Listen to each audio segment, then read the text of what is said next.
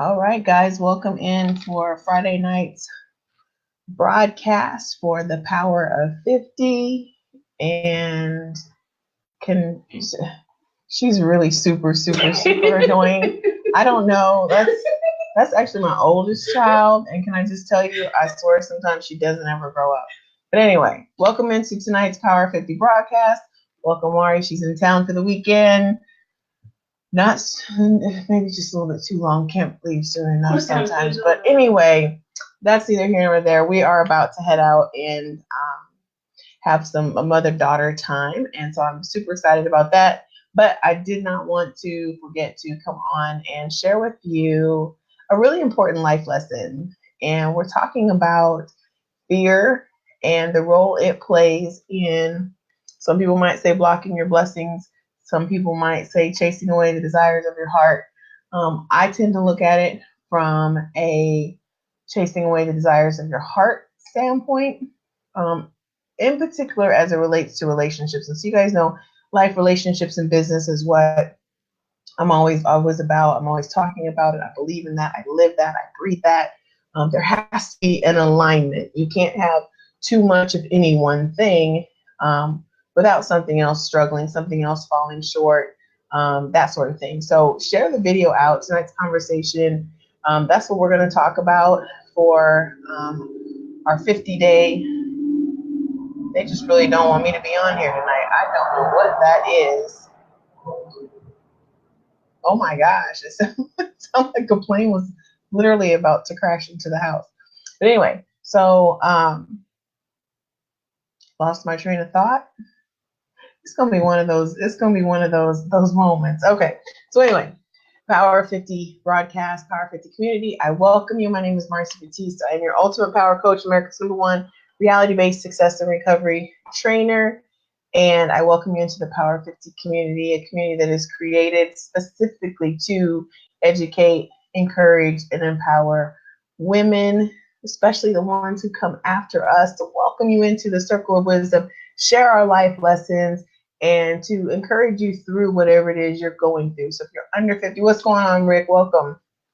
If you're under 50, going through stuff, you're still trying to figure some things out, the Power of 50 and the Power of 50 book that comes out in December is going to be a great tool, a tool that you can use to navigate some of your own life struggles, your own life lessons. You know, we talk a lot about the impact and the power of coaching. What you're going to find in this book, everything I do is reality based. This is real life, real experience coaching from people who've been through it. So this is our reach back to help and leave a legacy for the women who come after us so that they can help navigate through their experiences while simultaneously being able to encourage and uplift and empower women who are on the cusp of 50, maybe it was a little over 50, maybe 60, maybe 70, maybe even 80, to not give up on your dreams, to understand that as long as you still have breath in your body, boo-boo, you still got time to do what it is that you need to do, that you want to do, that you desire to do. And that's what we're going to talk about tonight, is the desires of our heart, and how so many times we get stuck and we let fear chase away the desires of our heart. And like I said, I'm going to talk probably tonight more from a relationship standpoint, because that's what's on my mind and on my spirit tonight. But certainly the same thing applies as it relates to our ability to navigate in business and in life scenarios. And so again, we're going to talk a little bit about relationships from the standpoint of fears, flaws, and failures. We all have them, right? So if you've lived a little, you've been through some things, you've probably gone through some things, you probably made it through some things, you probably overcame some things, you probably sacrificed on some things and compromised on some things, and you probably jacked up some things along the way, and that's okay. It's the things that we didn't get right, or the points in our lives where we felt we could have done it better, we could have done it differently, we could have showed up more, we should have fought harder, we should have accomplished more, we should have dedicated more, invested more, whatever. We're constantly second guessing what we've done in our past and how we navigate, particularly how we navigated in relationships in the past, are very indicative of how we'll navigate in relationships in the future if there's not a disruptor. And that's what I always talk to you guys about. I am your toxic thought disruptor. It's my job to disrupt your toxic thoughts and your self-sabotaging behaviors, and allowing your fears, flaws, and failures to chase away the desires of your heart is definitely a self-sabotaging behavior. And it's almost a self-fulfilling prophecy, because you can spend so much time telling yourself, this isn't going to happen for me, this isn't going to work for me, or the gift doesn't look like what you thought it was going to look like. It doesn't come from the place you thought it was going to come from. It doesn't sound like what you thought it was going to sound like. Relationships, guys. Relationships. There's a bigger plan and a bigger assignment oftentimes than what we know.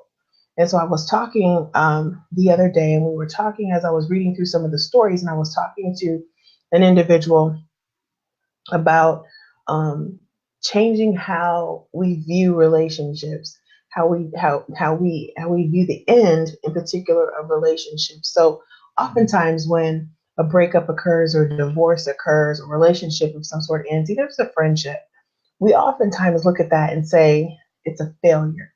We look at it and say, you know what, we didn't do that right.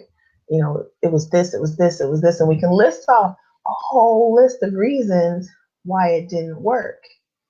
But in order to be able to move forward and not allow that pain and that experience to chase off the desires of your heart. Let's say you really, really have a desire to be married, right? You have a strong, strong desire to marry. Maybe you've been married before and you want that experience again, but this time you want to do it a little bit differently. Maybe you've never been married at all. Maybe you're young, fresh out of school, and that's the vision for your life, is to be married. And I'm going to use this as an example. So you have this strong desire to be in relationship with someone and have that then grow into a marriage, and probably at that point a family, even, and if you're older, maybe an extended family, right? So you're blending families. That's your strongest desire of your heart. But you're constantly looking to your past. And this is one thing my mentor taught me. He said, don't look to your past for permission for your future.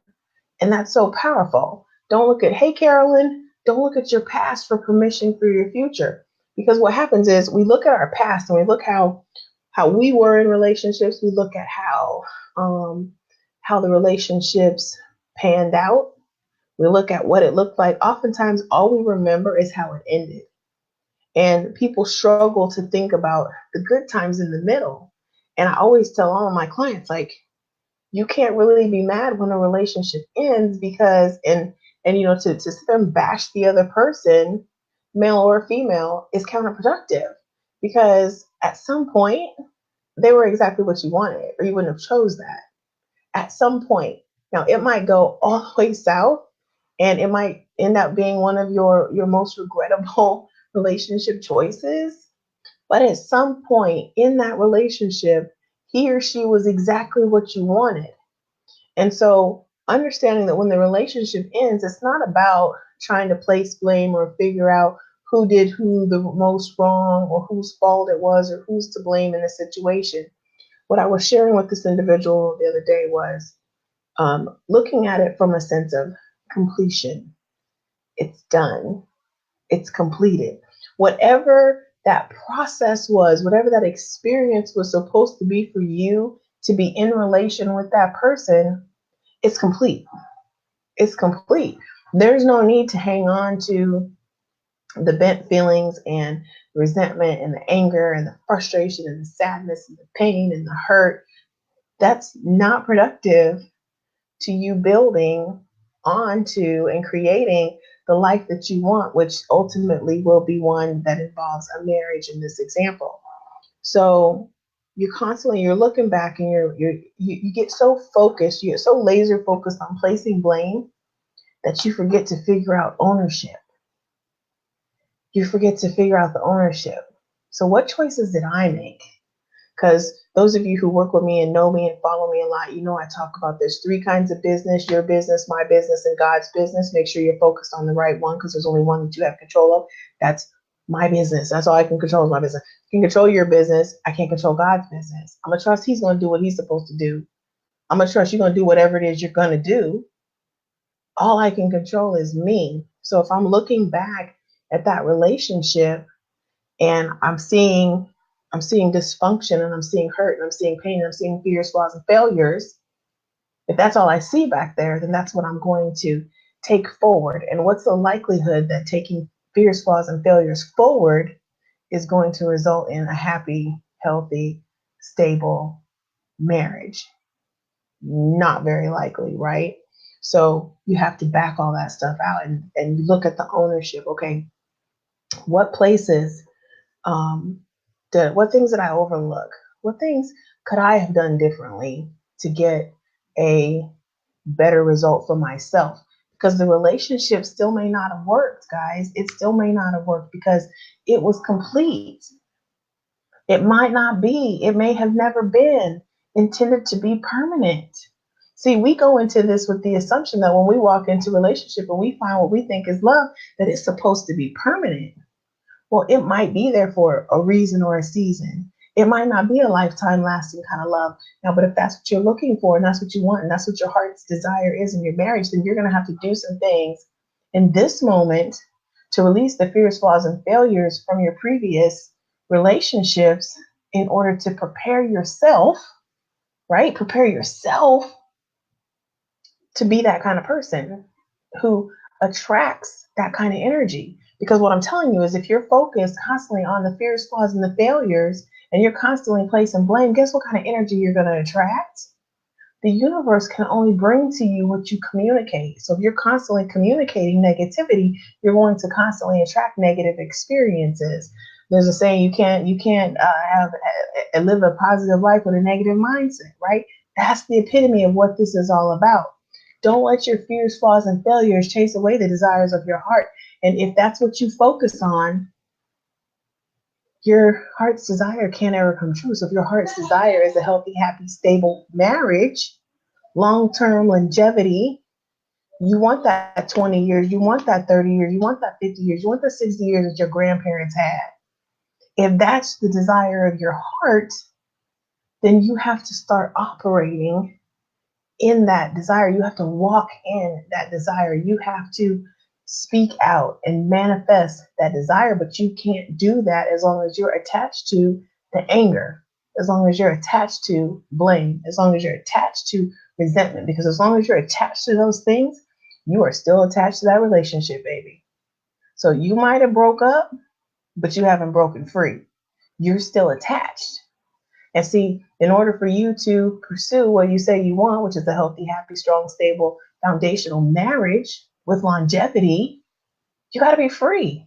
You can't be attached to your past. You can't be attached. Do those things go away? No, they don't go away. But you have to redefine how your role is in it and what that means, and accept that, you know what, there might not even be a reason why it didn't work, because it's complete. See, we're thinking that it's supposed to work how we think it's supposed to work, but in reality, if there was a lesson that you needed to learn in that process in order to move you forward and to make you ready and prepare you for the purpose and the promise that you were sent here to accomplish, guess what? You might have got it. It's complete. There's nothing else. You don't need more. You don't need the explanation. You know, we talk a lot about closure when relationships end. I need closure. I just need closure. Guess what? Completion is closure. You had completion the day that you said we're done. You had completion the day that you said you're done. And then to move forward, to pursue that desire of your heart, that means from that moment, once completion happens, from that moment forward, it's about working towards what you really, really, truly want. It's about doing the things that's going to attract the energy for that long-term, stable, healthy, happy relationship, marriage, whatever the case may be. Same thing works with careers, guys. If you are, you have this job, maybe it paid you really well, and then something happens and you lose your job. You lose your job. Maybe you did something that you wasn't supposed to do. Maybe the person just didn't like you. Maybe you just wasn't a good fit. Maybe the company wasn't a good fit for you. But here's what I know to be true. If you stop focusing on the fears, flaws, and the failures, you can really truly find out, what did I learn from this? What positive thing can I take away from this experience that's going to move me forward to the next level that I want to get to? So if it's a career, if it's a pay increase, if it's a career change, maybe it's leaving corporate, and starting your own business. Maybe you're still climbing the corporate ladder. I don't know. It doesn't even matter. What matters is the story you told yourself about every job you had leading up to getting to the job that you want. So if you're looking for the corner office and the cubicle with the glass windows in the high-rise building downtown, what can you focus on all the experiences that you had leading up to that, that's going to prepare you for that, that's going to set you up in the best position to achieve those things? Do you need more education? Do you need to, improve your credit? Do you need to, change your image? I've seen people before where something simply as cutting their hair has made a difference. And we say that, oh, that shouldn't matter, that shouldn't matter. But you have to understand, sometimes you have to operate in the role that you want before you get it. There's a saying that to whom much is given, much is required. But also in that same vein, he can't give you more until you've proven responsible with what you have. And so if you're not operating in a place of authority in your life, in your relationships, in your business, what's the likelihood that you're going to be given more if you've been irresponsible with what you have? And that responsibility means releasing the fears, the flaws, and the failures, releasing the blame, releasing resentment, releasing the anger, releasing all that kind of stuff, so that you can focus on the position that you need to be in, how you need to show up, what you need to look like, how you need to speak, the circles you need to move in order to manifest the thing that you say that you want. Corner office, the marriage, the vacation home. I don't care what your heart's desire is. What can you do in the now to set you up and start operating in the vein to be responsible for the heart's desire that you so crave? Because if you're not doing what you're supposed to be doing in the now, he can't trust you with what you need to have in the future. You have to show yourself responsible with what you have. And focusing on negativity is not ever going to get you a positive outcome. It's just not.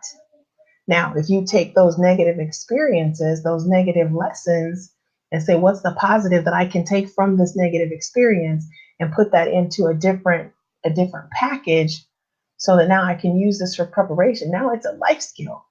And so when we're talking about the power of 50 and these 50 life lessons for helping you become your best self, that's what we're talking about.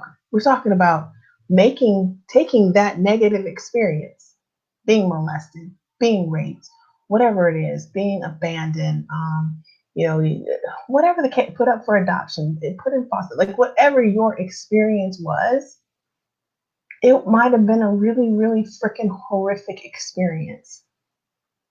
May have been. But guess what? In there somewhere is a life lesson. And when you start breaking that stuff down and you're like, damn, like that's how I learned to be really, really resilient. Man, that's where I learned how to become studious with my money. That's where I learned. And then you focus on those things, because those are the things that's going to take you to that next level. Those are the things that's going to get you to your heart's desire. But just focusing on, oh, woe is me, let me throw a pity party and see who's going to join. Well, for one, I don't want to be in a room that's throwing a pity party, because I don't want that energy on me. I don't want that vibe on me. If your vibe they say your vibe will attract your tribe, right? So my vibe is off. My vibe is ugly. My vibe is negative. My vibe is woe is me. Let me throw a pity party. Let me throw this out here and see if somebody can give me some sympathy. That's what I want. Is that going to get me to my heart's desire? Is that going to show me responsible? Is it going to show me prepared? Is it going to show me capable of more? Because if it's not, I can't get more. Because I've already told God, I've told the universe, I've told whoever will listen, nothing ever good ever happened to me. Well, you just put that out there, guess what? Nothing good's going to happen to you. Because I trust and believe, even if you did, you probably ain't going to see it anyway. You're going to miss the boat because you focused on the negative. Focus on the fears, the flaws, and the failures. Do not let your fear chase away your heart's desires, guys. You don't have to. You simply have to learn to focus on something different. You focus on the completion of whatever that experience was. If it was a marriage that's ended in divorce, it's complete. I don't care what happened. I don't care what he did. I don't care what she said. I don't care. It's complete. Stop attaching yourself to that negative vibe and say, that was complete. That was interesting. But guess what? I want more. I want better. So I need to operate and show myself responsible and prepared for more and for better. All right. That's it for me tonight, guys. The kid's back in here. So that means my time is up. As always, thank you so much for being part of the Power 50 community. If you have not joined the community, there's links at the top or the bottom, depending on where you are finding this broadcast at, whether it's on YouTube, LinkedIn, Facebook, or one of my other platforms. So as always, thanks for joining in. Thanks for sharing the video out. Click if you have not shared the video. Please do so, because there is somebody out there that's focused on the wrong things. They're saying they want more, but they're focusing on less, and that's not ever going to get them where they need to be. So share this video out. Give them a word of inspiration. Give them a word of encouragement. Help them empower themselves for the next level. Help them empower themselves to be prepared to receive their heart's desires. All right, guys, I'm out. Thanks for listening, and I will be back tomorrow with another life lesson from our 50-day on the cusp of 50 blitz, heading into my birthday for my 50th year, y'all. Have a great day. As always, thanks for living life while Mars and me being part of the Ultimate Power team. I'll talk to y'all later.